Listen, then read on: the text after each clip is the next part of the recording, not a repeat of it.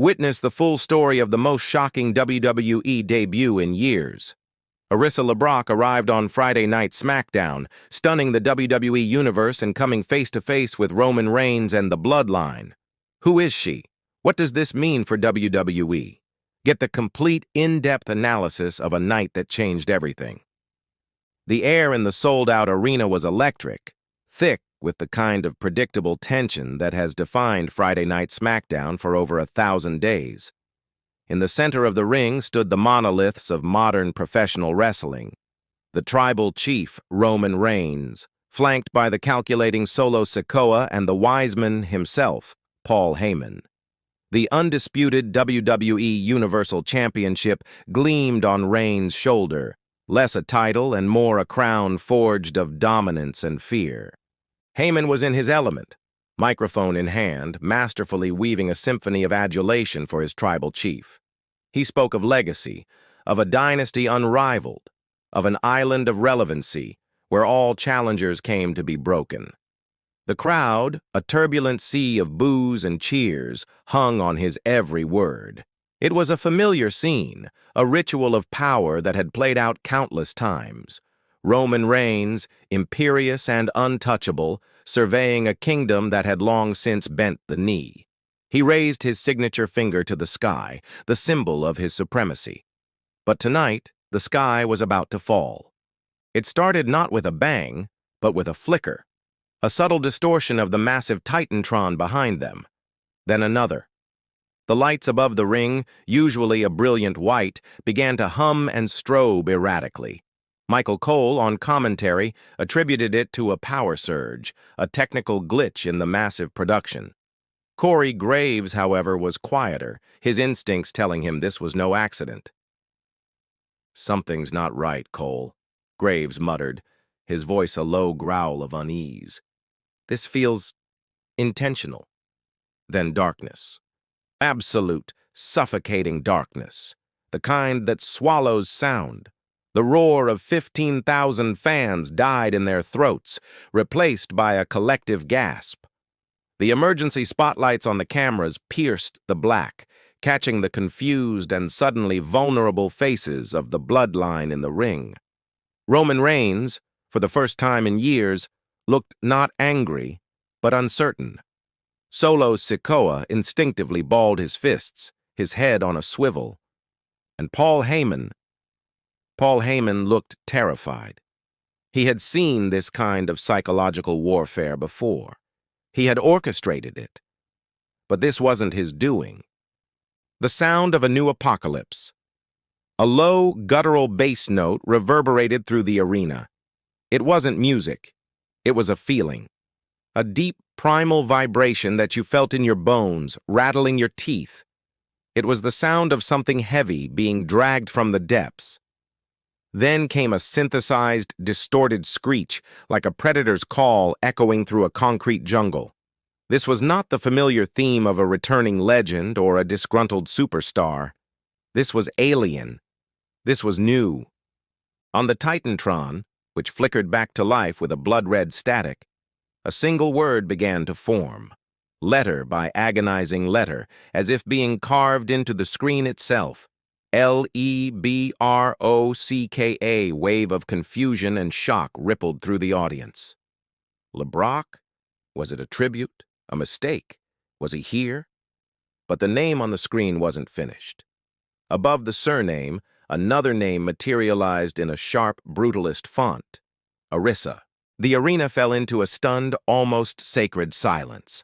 The only sound was the haunting, industrial beat now pulsing from the speakers and the frantic whispers of the WWE Universe trying to process the impossible. LeBrock? Who is Arissa LeBrock? Paul Heyman's face, illuminated by the red glow of the screen, was a mask of pure, unadulterated shock. His jaw was slack, his eyes wide. He looked as though he had seen a ghost, or worse, a future he never accounted for. He took a half-step back, bumping into Roman Reigns, who shot him a look of annoyance that quickly faded back into tense alertness. The tribal chief had built his empire on eliminating threats, on knowing every variable.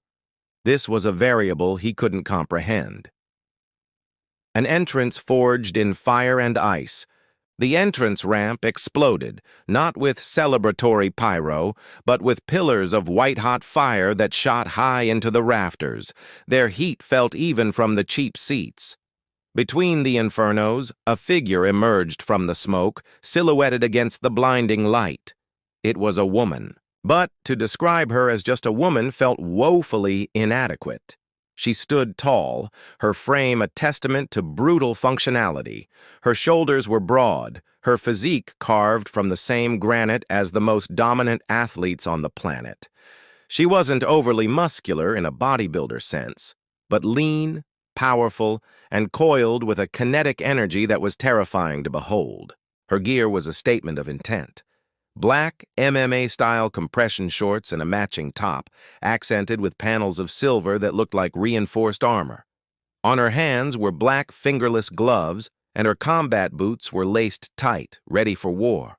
Her hair, a stark jet black, was pulled back into a severe, tight braid that fell down her back.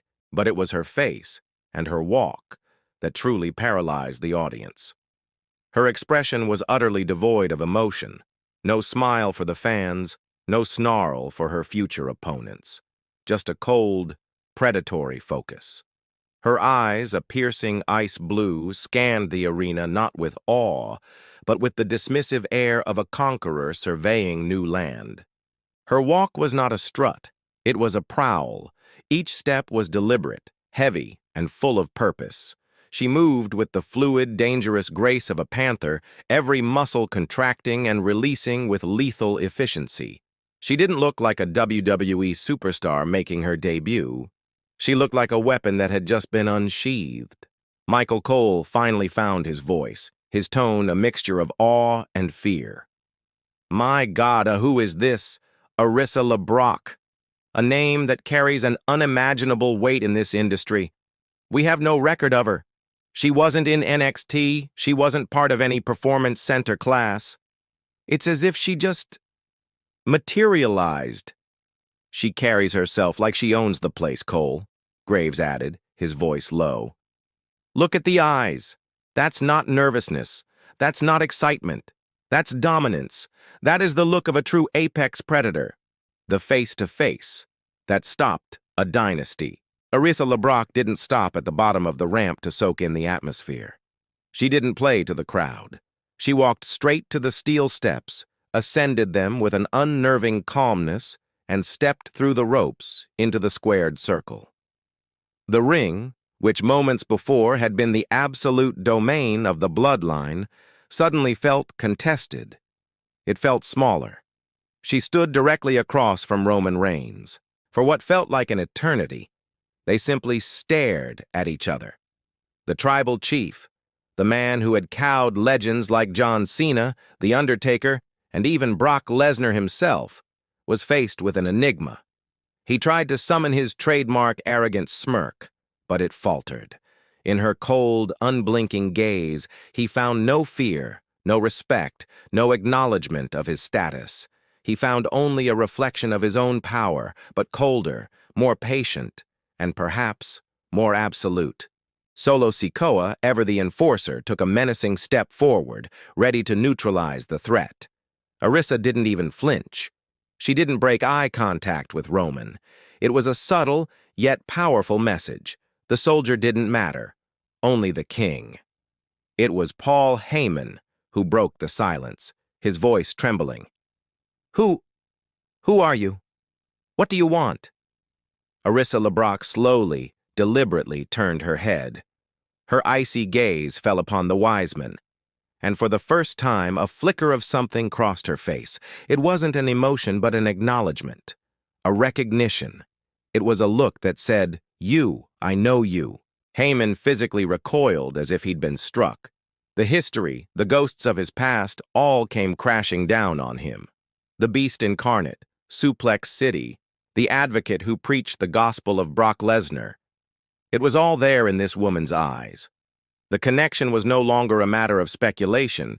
It was a terrifying, undeniable reality.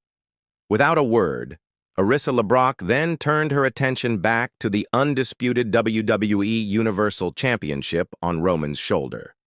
She raised her hand, not in a challenge, but as if she were simply pointing out a piece of property. Her property. The implication was as clear as it was audacious. She wasn't here for a contract. She wasn't here to make a name for herself. She was here to take the throne. Roman Reigns finally broke his silence. He let out a short, incredulous laugh, a defense mechanism against the unknown. "You've got a lot of nerve," he began, his voice trying to find its usual booming authority. "You walk into my ring, on my show. You don't get to just appear and look at what's mine." Arissa LeBrock did not respond with words. She simply took one step forward, closing the distance between them. The air crackled. The crowd was screaming, a chaotic mix of shock and anticipation. They were witnessing the birth of a new star and the first crack in the foundation of a dynasty, all at once. The show's producers were screaming in the headsets of the commentary team to go to a commercial break, but no one wanted to cut away. This was history. This was lightning in a bottle. Finally, as Roman stared her down, trying to reassert his dominance, Arissa LeBrock tilted her head slightly, a gesture of cold curiosity. And then she spoke. Her voice was low, controlled, and carried a chilling resonance that cut through the noise of the arena. It wasn't a shout or a threat. It was a promise. "You are mistaken," she said, her words clear and concise. "You are just keeping it warm for me." Before Roman or Solo could react, her theme music swelled once more.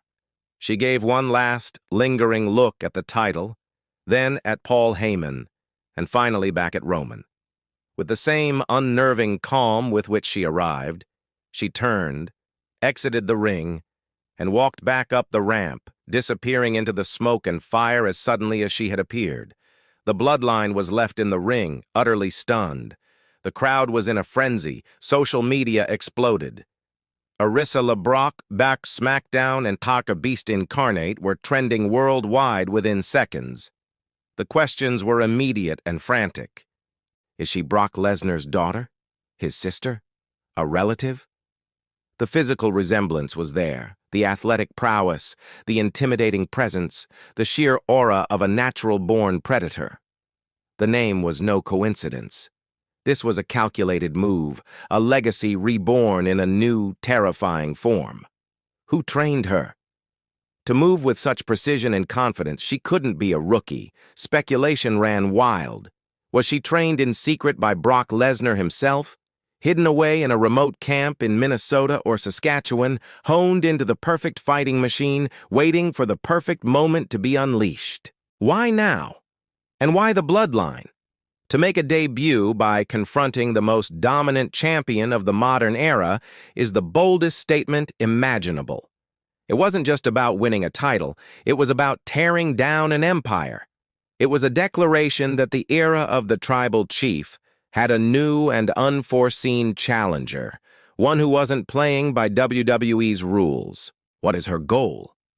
The look she gave the Undisputed Championship was clear, but her demeanor suggested something deeper. This felt personal. The look she gave Paul Heyman was laced with history. Was this about reclaiming a legacy, avenging Brock Lesnar's past losses to Roman Reigns? Or was it simply about conquest, proving that the LeBrock name is and always will be at the absolute apex of the food chain?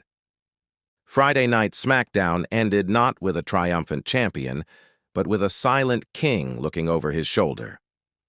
The Island of Relevancy had been discovered by a new, unknown predator. Arissa LeBrock's debut was more than just an entrance. It was a paradigm shift. She didn't ask for a spotlight. She became the darkness that swallowed it, and from that darkness, she emerged as the new center of the WWE Universe's attention. She said no more than a dozen words, yet her message was the loudest thing heard on SmackDown in years. A new era of dominance is on the horizon. A storm is coming for Roman Reigns and the Bloodline, and her name is Arissa LeBrock. The next-gen beast has been unleashed.